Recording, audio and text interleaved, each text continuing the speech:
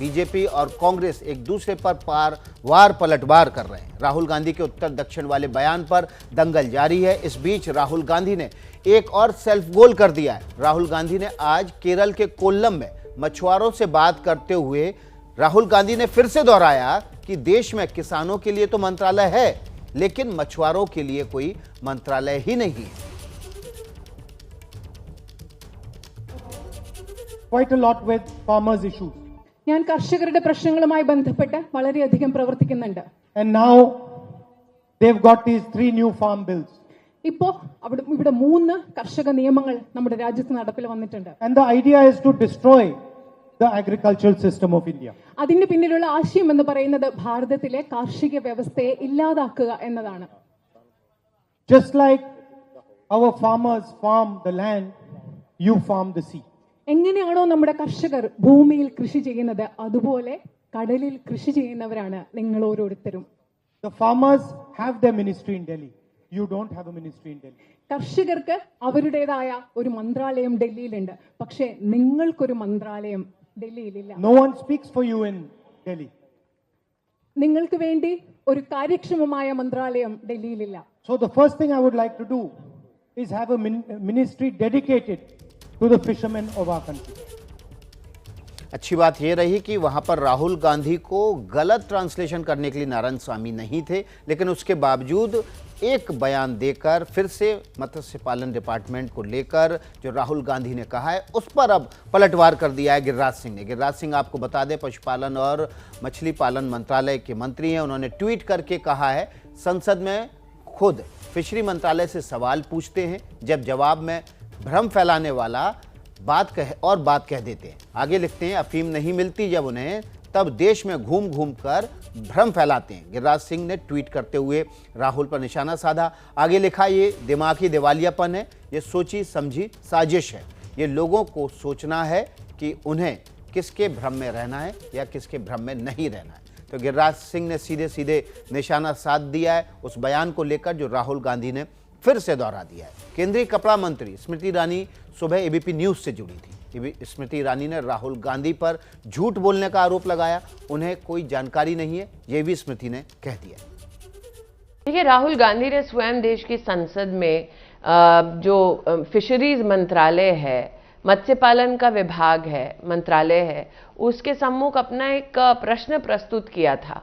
अब या तो राहुल गांधी ये नहीं जानते कि उनका प्रश्न कौन फाइल करता है, जो संसदीय अगर आप शैली देखें और कानून देखें उसका घोर उल्लंघन है, या तो वो जानबूझकर सार्वजनिक रूप से झूठ बोलते हैं या फिर गलत बयान देते हैं। भी जानते हैं कि पिछली बार जब पुडुचेरी में उन्होंने मत्स्य पालन मंत्रालय के संदर्भ में एक झूठा वादा जनता को किया था, तो स्वयं हमारे वरिष्ठ नेता गिरिराज सिंह जी जो उस मंत्रालय के मंत्री भी हैं, उन्होंने भी राहुल गांधी का ध्यान आकृष्ट किया था कि साहब आप जो जनता से 2021 में वादा कर रहे हैं, उस विभाग को, उस मंत्रालय को नरेंद्र मोदी 2019 में बना चुके हैं।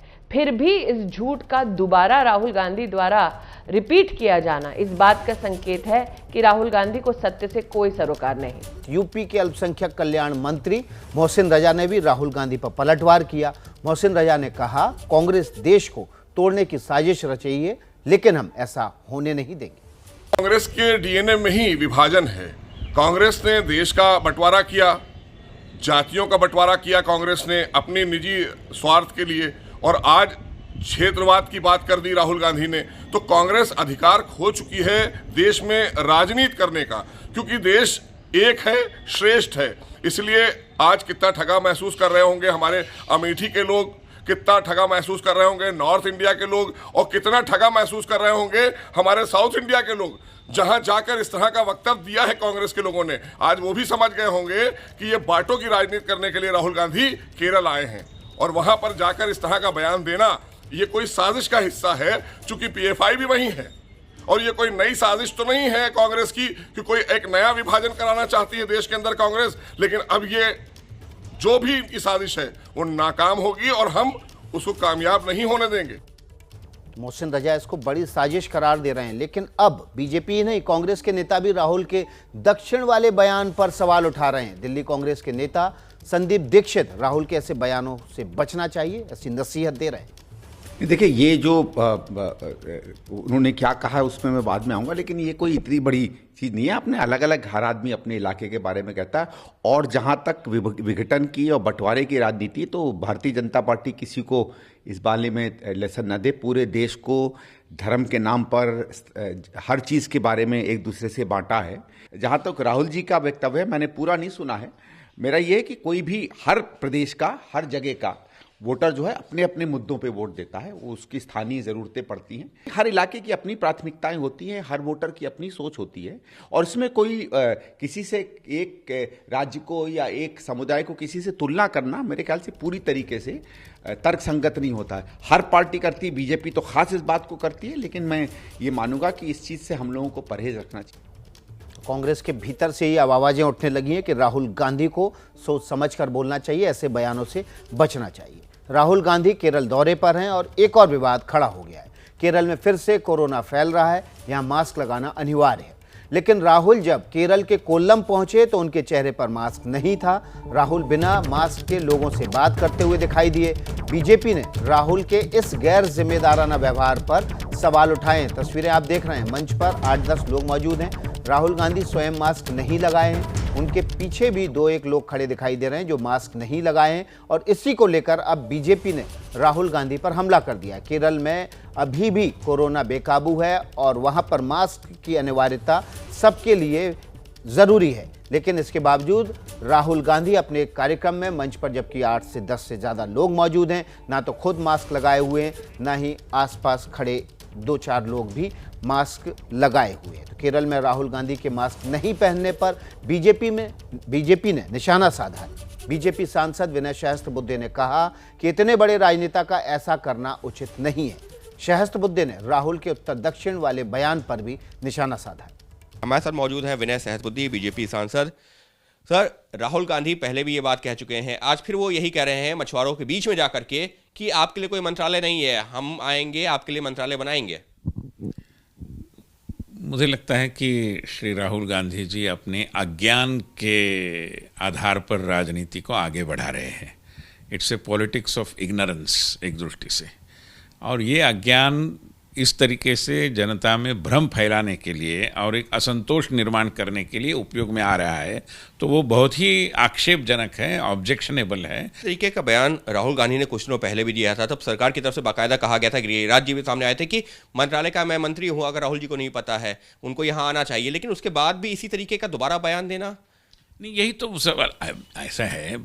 समाचार पत्रों में इसकी प्रतिक्रिया आई, सोशल मीडिया में आई, मगर ये पढ़ेंगे तो ना, और न उनके करीबी लोग उनको समझाते हैं, शायद डरते होंगे, पता नहीं, मगर जिसके कारण इनकी अज्ञानवशता के कारण पूरे देश में एक विकृत राजनीति का परिष्कार हो रहा है, जिसकी कड़ी निर्भत्सना होनी चाहिए। तो इसके साथ ही में राहुल गांधी ने एक और बयान दिया कि इससे पहले मैं 15 सालों तक उत्तर भारत की राजनीति कर रहा था, लेकिन केरल में आकर के मुझे एक नई तरह की राजनीति का अनुभव हुआ है।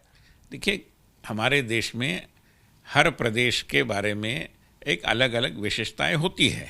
केरल की उन्होंने प्रशंसा करना कोई आपत्ति नहीं, मगर किसी एक प्रदेश को दूसरे प्रदेश के साथ तुलना करते हुए और दूसरे प्रदेश में गलत था या कुछ कमी थी उसमें, उसको नीचा दिखाना और उसके बल पर अपने प्रदेश के अंदर एक पॉपुलिज्म, लोकानुरंजन की राजनीति करना, मैं मानता हूं कि ये सबसे गलत बात है।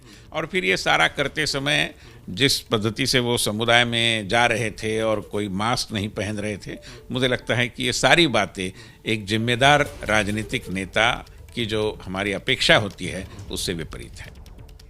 तो बीजेपी ज़बरदस्त तरीके से हमलावर हो गई है। मौके पर मौका राहुल गांधी बीजेपी को दिए जा रहे हैं और अब मास्क को लेकर भी राहुल गांधी पर ज़बरदस्त हमला किया गया है। साथ ही साथ पार्टी के भीतर से भी उनके ऊपर आवाज़ें उठने लगी हैं। केरल में कोरोना का बढ़ता ग्राफ की तस्वीर इस वक्त हम आपको दिखा रहे हैं। 19 फरवरी को जो केस आए हैं उसमें 4,584 केस थे, जबकि 20 फरवरी को ये 4,505, पहले कम हुए फिर बढ़े, और 21 फरवरी को ये केस 4,650 हो गए। 22 फरवरी को फिर कम हुए केस, लेकिन आंकड़ा 4,000 के नीचे नहीं आया, 4,070, और 23 फरवरी को ये आंकड़ा 2,212 रहा, जबकि 24 फरवरी को ये आंकड़ा 5,640 के उच्चतम स्तर पर पहुंच गया। तो केरल में कोरोना का बढ़ता हुआ ग्राफ है, लेकिन उसके बावजूद वहां पर राहुल गांधी ने मास्क नहीं लगाया। इसी मास्क नहीं लगाने को लेकर अब बीजेपी ने राहुल को घेरना शुरू कर दिया। आपको बता दें, केरल और महाराष्ट्र देश में 2 ऐसे राज्य हैं जहां पर कोरोना लगातार बढ़ रहा है। तस्वीरें आप उस वक्त की देख रहे हैं जहां पर तिरुवनंतपुरम में राहुल गांधी मंच पर थे। मंच पर उनके साथ 10 से 12 लोग थे, लेकिन राहुल गांधी के अलावा कई लोगों ने मास्क नहीं लगाया हुआ था और इसी बात को लेकर अब राहुल गांधी को बीजेपी घेर रही है। तो न केवल उत्तर दक्षिण के विभाजनकारी बयान पर, बल्कि उत्तर भारतीयों को समझ मुद्दों की कम समझ को लेकर बीजेपी घेर रही है, बल्कि मास्क की अनिवार्यता पर भी अब राहुल गांधी को घेर रही है।